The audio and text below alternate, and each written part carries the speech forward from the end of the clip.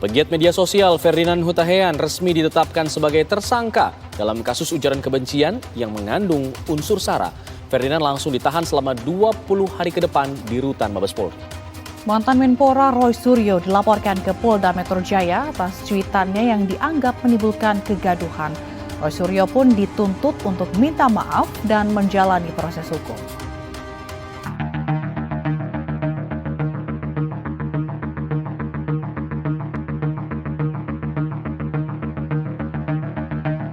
Assalamualaikum warahmatullahi wabarakatuh.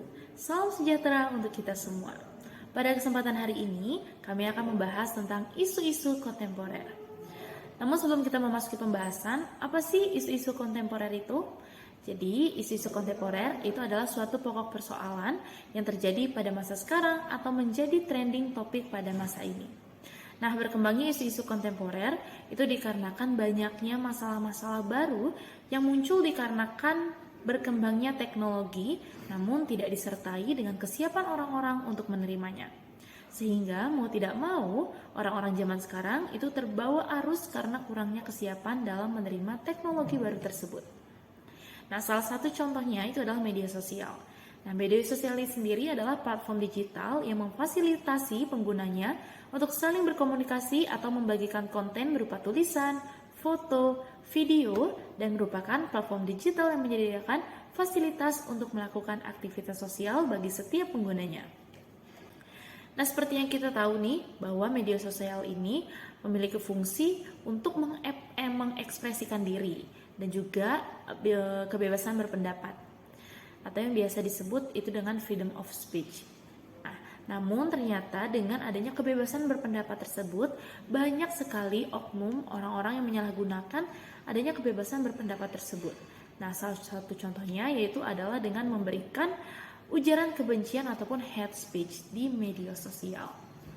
Nah, lanjut, apa sih hate speech itu? Nah, jadi teman-teman, hate speech itu sendiri didefinisikan sebagai tindakan komunikasi yang dilakukan oleh suatu individu atau kelompok dalam bentuk penghinaan, pencemaran nama baik, penistaan, perbuatan tidak menyenangkan, provokasi, penghasutan, penyebaran berita bohong, dan semua tindakan di atas memiliki tujuan atau bisa berdampak pada tindak diskriminasi, kekerasan, penghilangan nyawa, dan juga konflik sosial.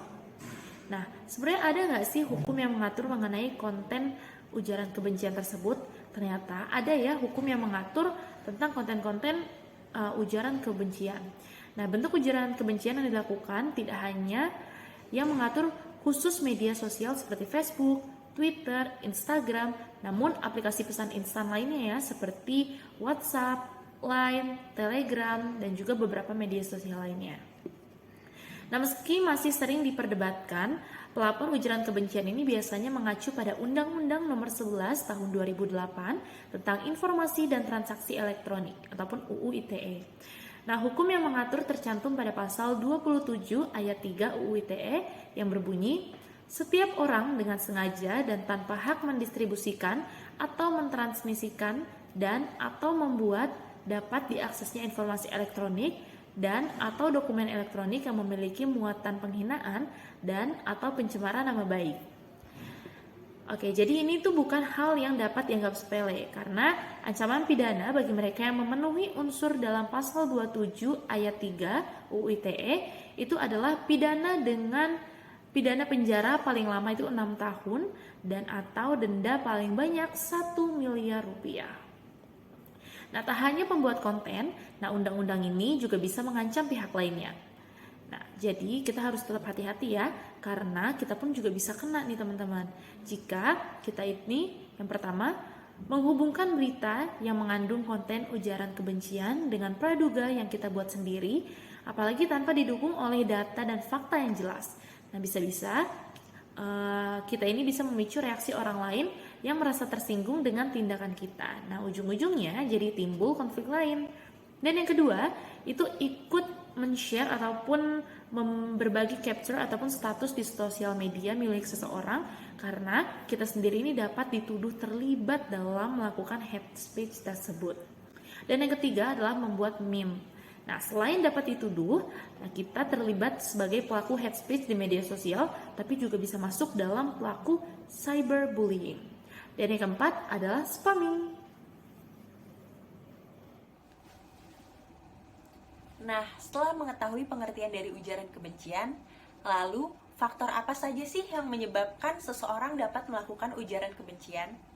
Walters et al. Dalam laporannya menyebutkan bahwa faktor utama yang memotivasi pelaku yaitu prasangka buruk terhadap orang atau kelompok tertentu.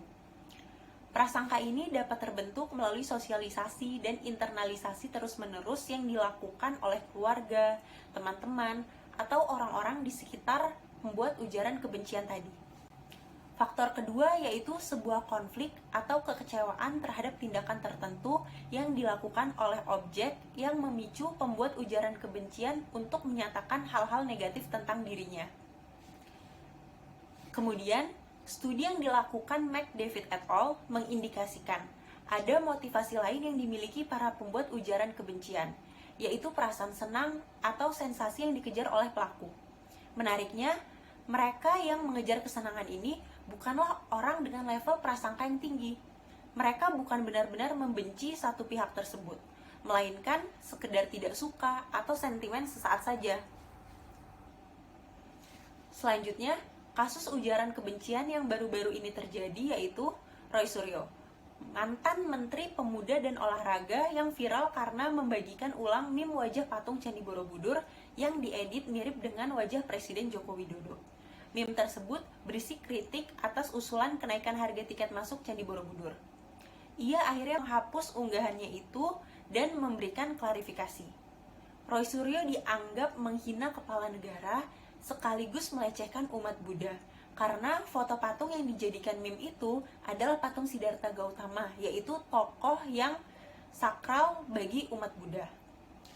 Kasus kedua yaitu mantan politikus Partai Demokrat, Ferdinand Hutahean yang divonis 5 bulan penjara atas kasus yang bermula dari kicauannya di Twitter yang menyinggung ihwal Tuhan pada awal Januari 2022. Ferdinand dilaporkan oleh Ketua DPP KNPI Haris Pertama ke Bareskrim Polri berkaitan dengan konten informasi bermuatan ujaran kebencian berdasar sara atau suku, agama, ras, dan antar golongan. Ada beberapa hal yang dapat kita lakukan sebelum bermedia sosial, yaitu diantaranya, pertama, mengetahui dan memahami regulasi yang ada, yaitu Undang-Undang ITE Nomor 19 Tahun 2016. Kita harus memperhatikan secara khusus pada pasal atau bab tentang pelanggaran dan sanksinya. Hal tersebut penting agar mengetahui dengan pasti mana yang boleh dan mana yang tidak boleh dilakukan ketika bermedia sosial. Kedua, kita harus menjunjung tinggi semboyan Bhinneka Tunggal Ika yang diwujudkan dengan saling menghargai dan menghormati setiap keanekaragaman yang ada di Indonesia, baik itu suku, agama, ras, maupun antar golongan. Yang ketiga, memperhatikan etika dan moral. Meskipun setiap orang berhak untuk berpendapat, namun etika dan moral harus tetap dipegang teguh dan menjadi perhatian untuk menjaga kepentingan diri dan kepentingan orang lain, sehingga tidak menyebabkan konflik di kemudian hari. Yang keempat, mengendalikan diri dengan tidak mudah terprovokasi dalam suatu isu, sehingga kita harus bersikap kritis terhadap kebenaran suatu isu dan mencari tahu melalui sumber akurat dan terpercaya. Kelima, ikut mengajak teman, keluarga, dan masyarakat lainnya untuk mulai bijak dalam menggunakan media sosial, baik melalui postingan-postingan dalam bentuk poster, gambar, video, dan yang lainnya untuk menghimbau agar berhati-hati dalam menggunakan media sosial. Nah, seperti itulah kiranya mengenai beberapa hal yang dapat kita lakukan ketika menggunakan media sosial. Perlu kita ingat bahwa media sosial sudah menjadi alat komunikasi yang memiliki akses dengan jangkauan internasional. Maka dari itu, sebagai warga negara yang baik, mari kita memberikan citra positif kepada dunia bahwa bangsa Indonesia adalah bangsa yang memiliki tutur kata yang baik.